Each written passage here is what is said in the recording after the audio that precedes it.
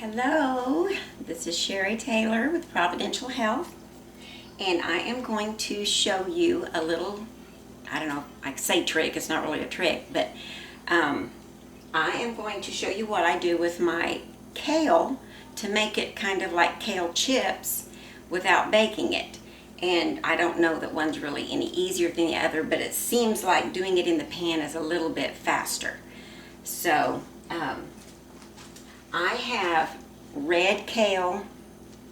Make sure you can see it here. This is red Russian kale, and this is what I like to plant. This is what I try to plant every year in my garden. And to me, it's a little more tender. I don't know. Some of the kale is a little tough, and I'm not real crazy about the tough kind. But you can always saute it, and it gets better. And I love it in soups and stews. But anyway, so I don't know how you take your stems off, but if you get one of these big leaves like this, you can just hold it from the bottom and just scoop it right off, and the stem comes off. So that's really easy to do. And I might do just a few of them. I've got a pile of kale here. So you just, let me see, I'm going to turn this down a little bit. So you just scoop that right off the stems real quick. And that way you don't have the toughest part of the stem.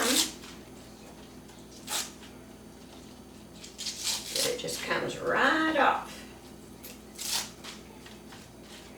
And of course the little ones that don't matter as much, but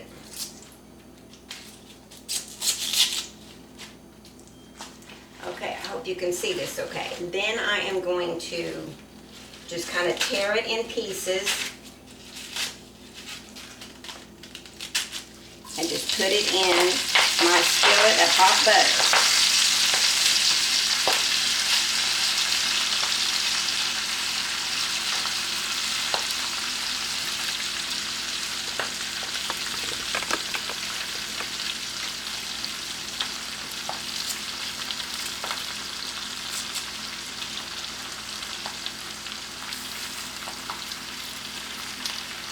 Forgot to get my spatula handy.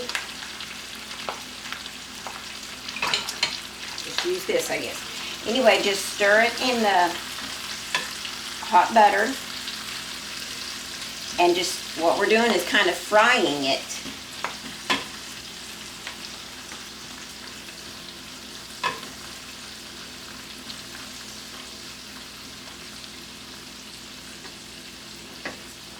I'm going to sprinkle salt and pepper on it. And you can add anything that you might like to flavor it with. Garlic salt, or I don't know, whatever sounds good. Herbs.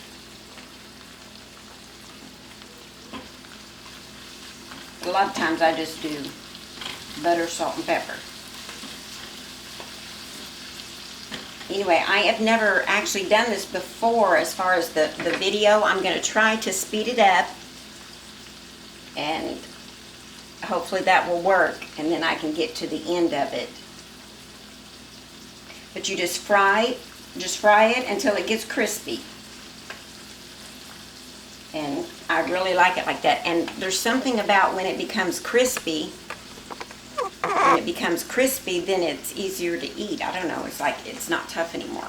I guess that's why kale chips, a lot of people like it. Of course it's crunchy, but then it's like it's easier to chew and it's not tough anymore. I don't know why that is. But anyway, so I'm going to speed this up hopefully, and then show you the ending product.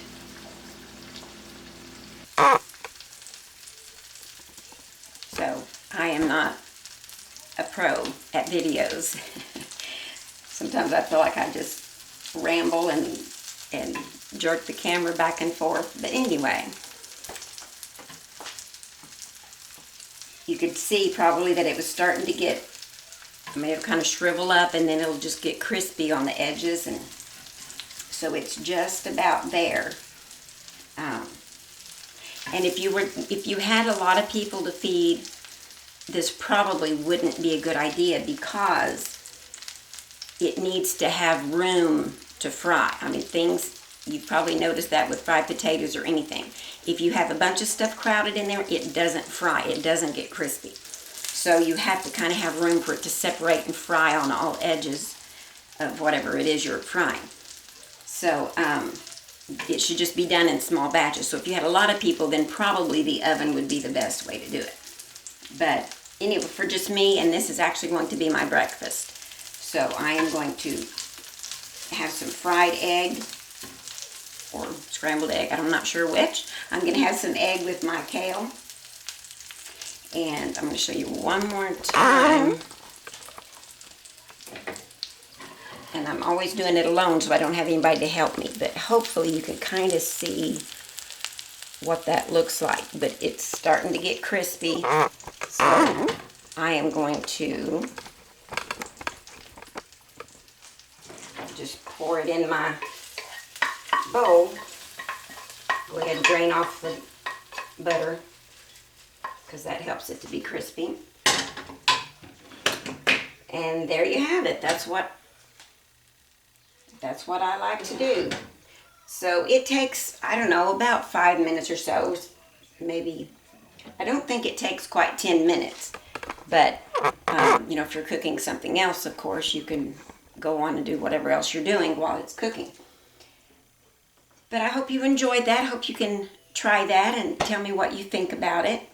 And actually, you know, what do you think about kale chips themselves? I mean, are you a fan? Do you like them? Have you tried different flavors? Have you made them? Have you eaten them already, you know, pre-made at the store? I've found a few I like, but actually I seem to like my homemade ones better than the bought ones. But anyway, like I said, you can use garlic herb seasoning. You can make it like a curry flavor if you like the hot or spicy. I mean, you can put any kind of flavoring on them when you're cooking them, baking them, or frying them. Just sprinkle that on.